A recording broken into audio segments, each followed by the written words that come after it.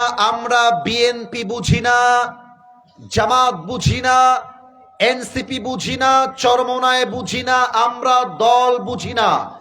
আমাদের কথা একটা, ইসলামে আঘাত আসলে মাথায় রাখতে হবে আমার পরিচয় আহলে হাদিস নয়, আমার পরিচয় কওমি আলেম নয়, আমার পরিচয় জামাত ইসলাম নয়, আমার পরিচয় আওয়ামী লীগ নয়, বিএনপি নয়, জাতীয় পার্টি নয়, এনসিপি নয়, চরমোনায় নয়, শর্ষিনা নয়।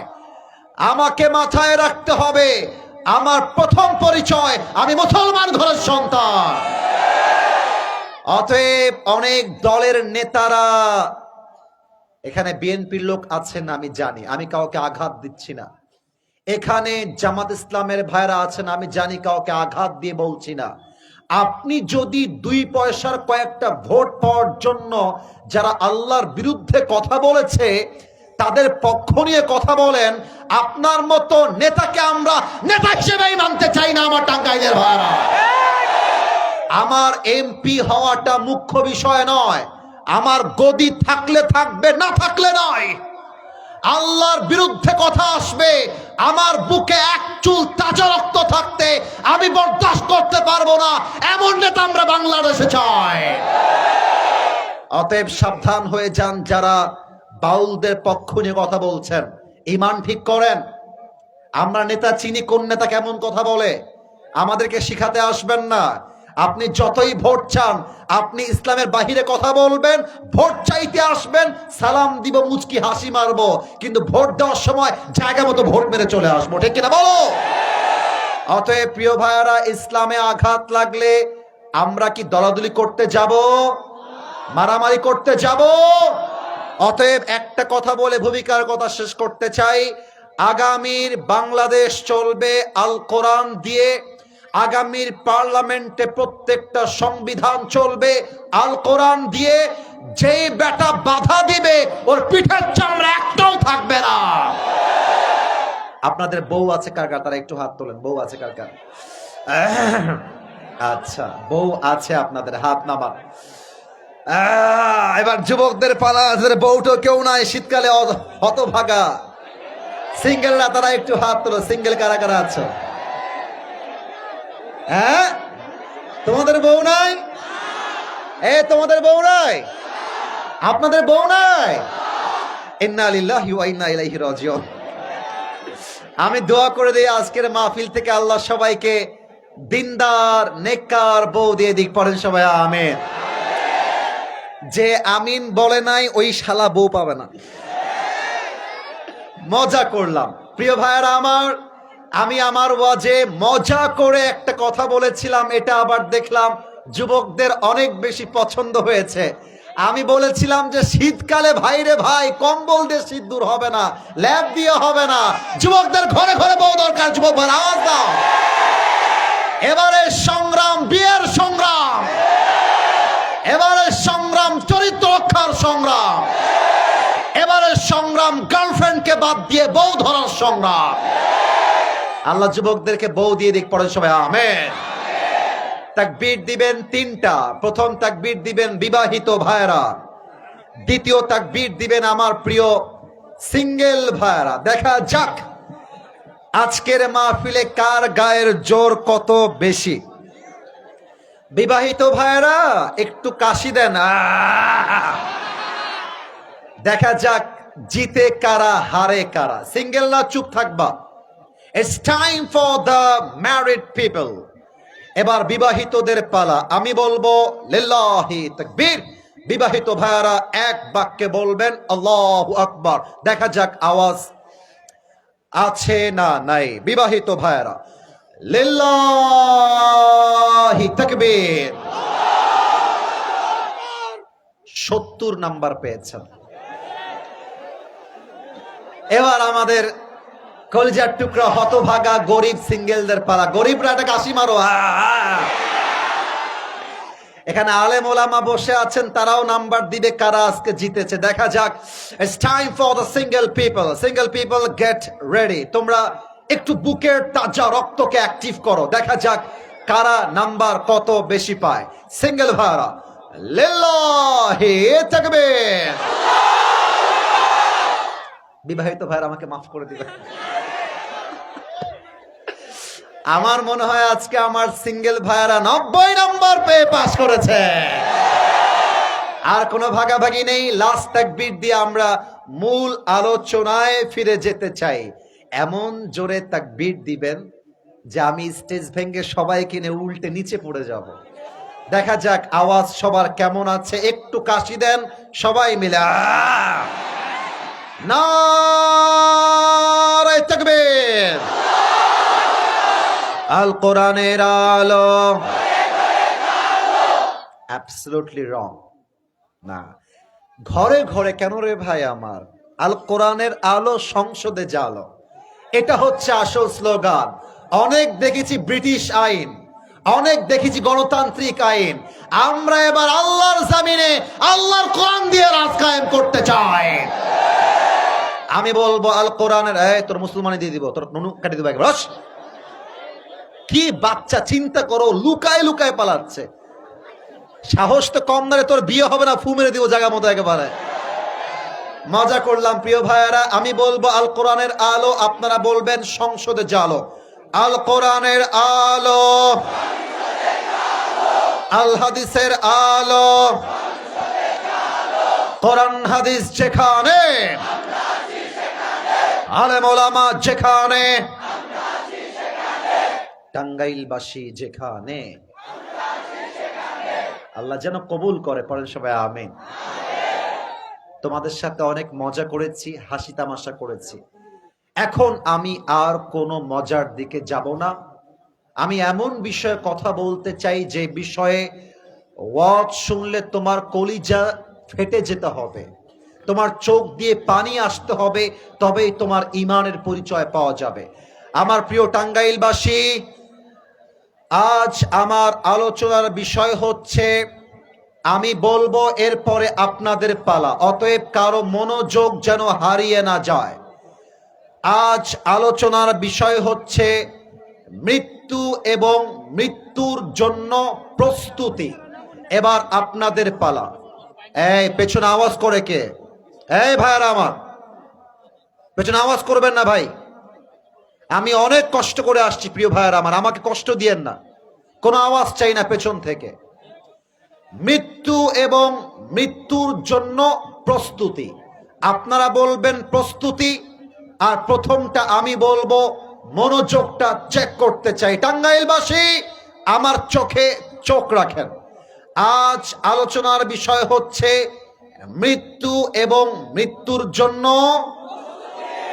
এই যে এরা হচ্ছে আমার রিয়েল অডিয়েন্স, আপনারা উত্তর দেন নাই। আমি আবার পালা দিচ্ছি, আবার চান্স দিচ্ছি। প্রস্তুতি সবাইকে বলতে হবে, বাকিটা আমার পালা। আজ আলোচনার বিষয় হলো মৃত্যু এবং মৃত্যুর জন্য। Now I got the real sound. এই সাউন্ডটা আমার দরকার। আমি সবাইকে প্রশ্ন করতে চাই, একদিন যে মরতে হবে এই বিশ্বাস আমাদের সকলের মাঝে আওয়াজ দিয়ে বলতে হবে, আছে না নাই? সূরাতু আলে ইমরানের 185 নম্বর আয়াত, আল্লাহ তাআলা বলছেন, কুল্লু নাফসিন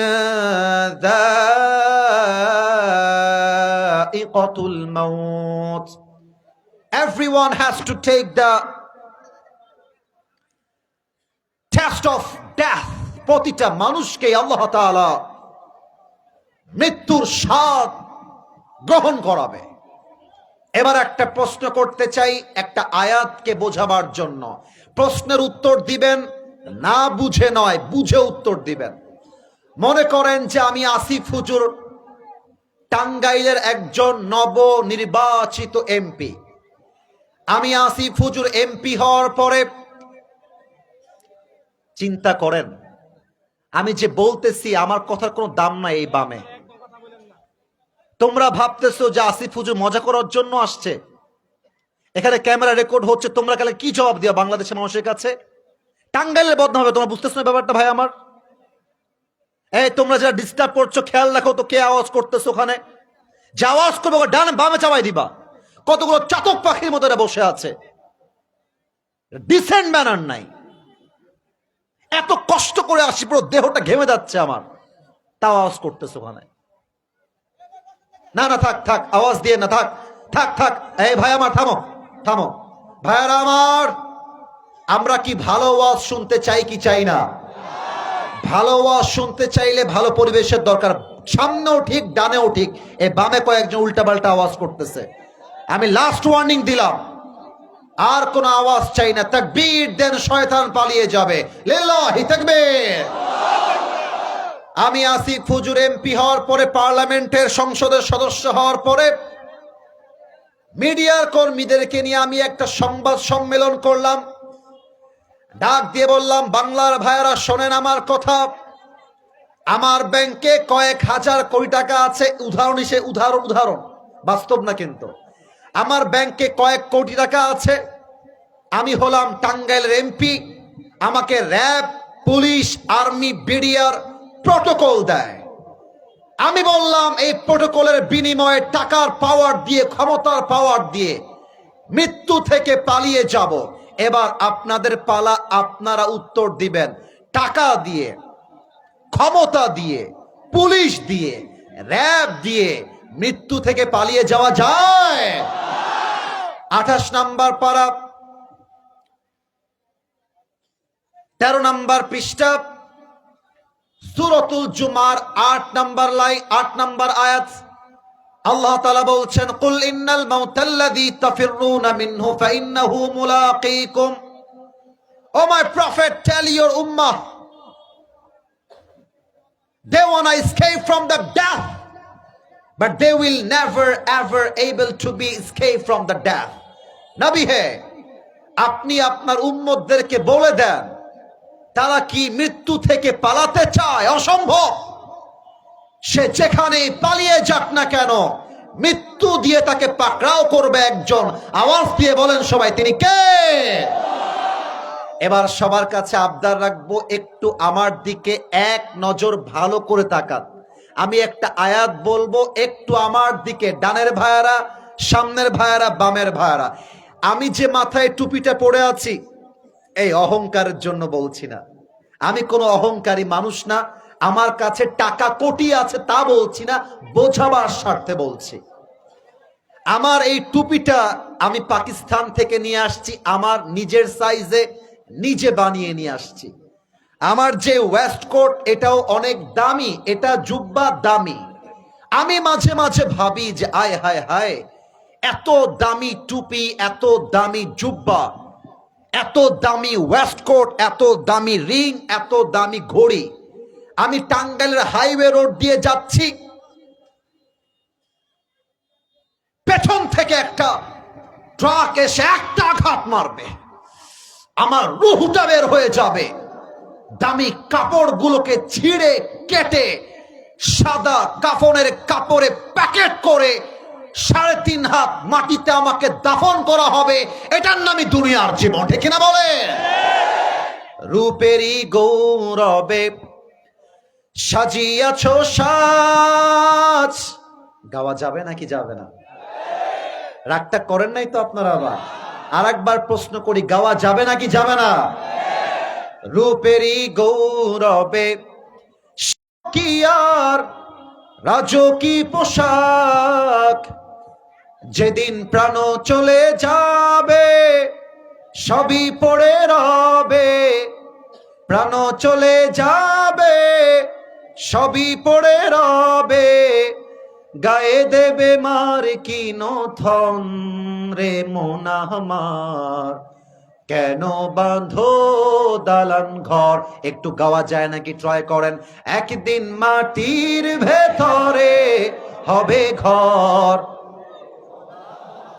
কেন বাঁধো দালান ঘর, ঠিক কিনা বলেন? দেহ তোমার চর্মচর গলে পচে যাবে। মাশাআল্লাহ, আপনারা গাইতেছেন আমার সাথে। আমি কিন্তু এটা মজা করার জন্য গাইতেছি না। আমি আপনাকে বোঝাতে চাই, মৃত্যু আমার চোখের সামনে দাঁড়িয়ে আছে, কবর আমার জন্য প্রস্তুত আছে, আমার প্রস্তুত হওয়া বাকি আছে, ঠিক কিনা বলে? দেহ তোমার চর্মচর গলে পচে যাবে, শিরা বলেন না, একটু গাইতে পারেন না আমার সাথে? একটু আরেকবার আমি ট্রাই করছি, তাকবীর দেন, লিল্লাহি তাকবীর। দেহ তোমার চর গলে পচে যাবে, শিরার উপর শিরাগুলি ছিন্ন ভিন্ন হবে, মন্ডু মিরু দণ্ড সবই হবে খণ্ড খণ্ড, মন্ডু মিরু দণ্ড সবই হবে খণ্ড খণ্ড, পড়ে রবে মাটির উপরে মন আমার, কেন বাঁধো দালান ঘর। এবার একসাথে, একদিন মাটির ভেতরে রে মন আমার, কেন বাঁধো দালান ঘর। ঠিক কিনা বলে? এবার এই দুই চোখ 5 সেকেন্ডের জন্য সবাইকে বন্ধ করতে হবে। ছাদে যারা আছো তারাও বন্ধ করবা, নিচ যারা আছেন তারাও বন্ধ করবেন 5 সেকেন্ডের জন্য। আগে বন্ধ করবেন না, আগে আমি বলি তারপরে। এই দুই চোখ বন্ধ করে জাস্ট 5টা সেকেন্ড ভাববেন যে আপনি 3.5 হাত মাটির নিচে কবরে আপনি শুয়ে আছেন। চোখটা বন্ধ করে ভাববেন মালাকুল মউত আপনার চোখের সামনে দাঁড়িয়ে আছে। 5টা সেকেন্ড আপনি ভাববেন, আমি 5 গুনবো, গোনা শেষ। You just have to open your eyes. সবার চোখ বন্ধ হয়ে যাবে। আমি আমার চোখ বন্ধ করেছি, আমার বিশ্বাস টাঙ্গাইলবাসীও চোখ বন্ধ করে ফেলেছে। আমার চোখ বন্ধ আছে। আমি 1 থেকে 5 গুনছি। শান্ত হয়ে যান, যে যেখানে আছেন নিজেকে স্থির করে ফেলেন। আমি গুনছি 1 থেকে 5, চোখ বন্ধ, কবরকে স্মরণ করেন। 1, 2, বামে কোনো আওয়াজ চাই না, এই বামে কোনো আওয়াজ চাই না। 3, আস্তাগফিরুল্লাহ আস্তাগফিরুল্লাহ। 4, 5, সবাই চোখ খুলেন। নিজেকে, যে যেখানে দাঁড়িয়ে আছেন, যে যেখানে বসে আছেন, নিজেকে এখন এই মুহূর্তে একটা প্রশ্ন করবেন। নিজেকে, আমাকে নয়, নিজেকে প্রশ্ন করবেন। আমি যদি এখন এই মুহূর্তে এই জায়গায় মারা যাই, আমি কি আমার পুরো জীবনে এমন কোন আমল করেছি যে আমলের দ্বারা আমি মৃত্যুর সাথে সাথে কবরে জান্নাতের বাগান পেয়ে যাব? যদি আপনার মন বলে ইয়েস, আমি এমন আমল করেছি যে আমলের দ্বারা মৃত্যুর পরেই জান্নাত হয়ে যাবে, then this lecture is not for you. আপনার ওয়াজটা আজকে আপনার জন্য নয়, আপনি জান্নাতি মানুষ। আর যদি আপনার মন বলে না, আমি তো এমন কোন আমল করি নাই যে আমলের দ্বারা মৃত্যুর সাথে সাথেই আমার জান্নাতের ফয়সালা হয়ে যাবে, তবে আমার তোমার কাছে প্রশ্ন, যদি এমন আমল করে না থাকো, তবে এখনো তুমি সুদ খাও কেন? এখনো তুমি ঘুষ খাও কেন? এখনো তোমার মেয়ে, তোমার বউ রাস্তায় বেপরদায় চলে কেন? ঠিক কিনা বলে? অনেক যুবক বলে কাল থেকে নামাজি হয়ে যাব।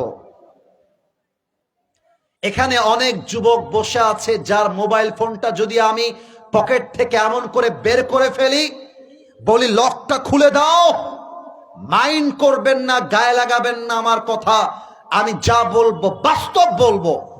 অনেক যুবকের মোবাইল ফোন চেক করলে এখন এই মুহূর্তে এই মাহফিলে উলঙ্গ মেয়েদের ভিডিও খুঁজে পাওয়া যাবে। এই মাহফিলে এখানে অনেক মুরব্বী যুবকরা এসেছেন, এমনও ওয়াজের শ্রোতা আমার সামনে আছে, আমি আঘাত দিচ্ছি না, আল্লাহ আমার সাক্ষী, তাদের পকেট চেক করলে এখন ডার্বি বিড়ির প্যাকেট বের হবে, এই মাহফিল থেকে বের হবে। আজকে অনেক মায়েরা আমার